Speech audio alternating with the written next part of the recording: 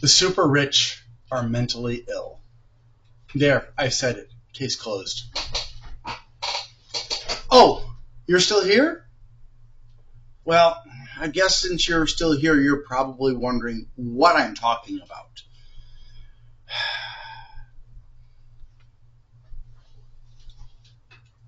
I want to ask you a question. And everybody's going to answer differently. How much money is enough? How much power is enough? Some of you will say, quite reasonably, that when I've got enough to live a comfortable life, not have to worry about starving or losing my home or anything else any time in the future, I've got enough. And that's true. You won't be living in the lap of luxury, but you understand that is not necessary to meet your needs and some wants as well. Some of you will say, well, I want to have all the niceties that I can get for myself, but I don't really need more than certain millions of dollars. And I'm using US dollars because that's where I'm from. If I have to convert that to Indonesian rupiahs, then we're talking about such large numbers that my brain is going to just collapse.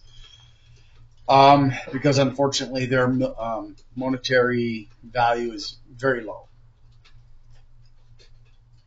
So these people will say, maybe $10 million, $100 million, $500 million, something like that. Or maybe even $500,000. I want to be able to use my power, my wealth, to have some power so I can do A, B, and C. And some people will say, no, I need more than that. I want to change the world. I want to make a difference. And I need a lot of money for the plan that I've got in mind. And some people, no matter how much you give them, no matter how much they earn or steal, it will never be enough. And that is mental illness. When you never know when to say, I've got enough, you are mentally ill.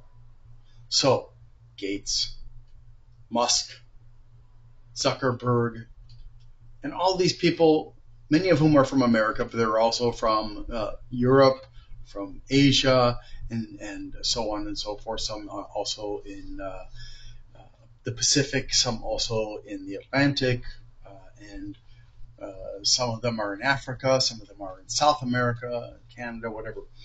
But they're people who are never, ever satisfied. Look at the history of Andrew Carnegie. He did horrible, horrible things to his employees. He used the Pinkertons to murder employees who were striking.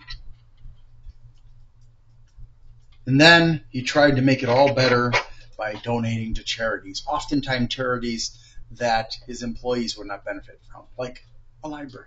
Because back in those days, most of his employees could not read, so they would never benefit from the library unless they could figure out how to read. So it's kind of rubbing their noses in it. Andrew Carnegie was not a great man. He was a sick man. Rockefeller, Morgan, Chase, Rothschild, and many, many, many more from the past were people who were also mentally ill. See, when you cannot say you've got enough and you're always grasping for more, no matter how many people you hurt or how many countries you have to destroy to get what you want, you are ill.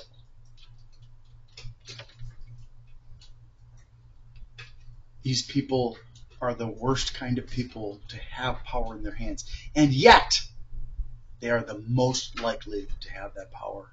They are the most likely to have that wealth because they are driven very, very strongly by this passionate desire that's all-consuming to have wealth and power.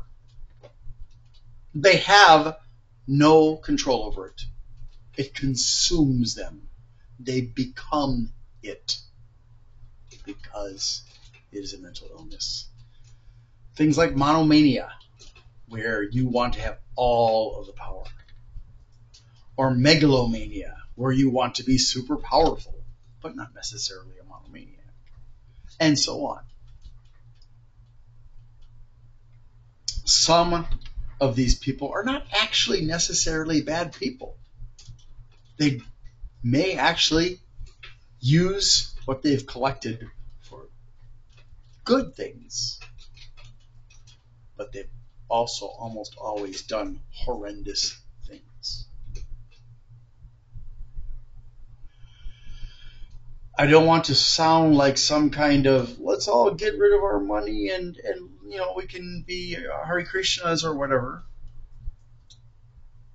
But something must be done to contain these people, to limit them, because there are people in the world that are so wealthy and powerful that they literally control nations. And when I say nations, I don't mean collectively these people each control a nation. I mean there are individuals who control multiple giant powerful nations, and there are groups of these people who control multiple powerful nations. They are a threat to everyone because they don't mind enslaving people. They don't mind giving you minimum wages so they can keep you hungry and sick and tired and in debt and struggling. They are one of the greatest threats. They make the kings of the past look paltry in comparison because kings were public.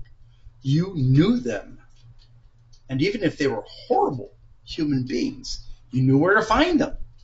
These people, many of them hide in the shadows, like a puppeteer up above the stage, controlling the marionettes. And you don't know who they are. Because not all of them have a desire to be known publicly. Some of them prefer to work from the shadows, from the darkness even.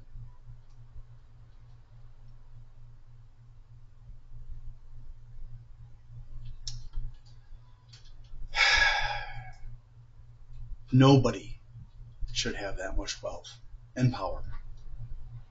Thanks for watching, and I hope you have a great day.